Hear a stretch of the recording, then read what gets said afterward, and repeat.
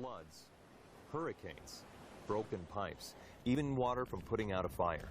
These are just a few of the things that can cause water damage to your home or business.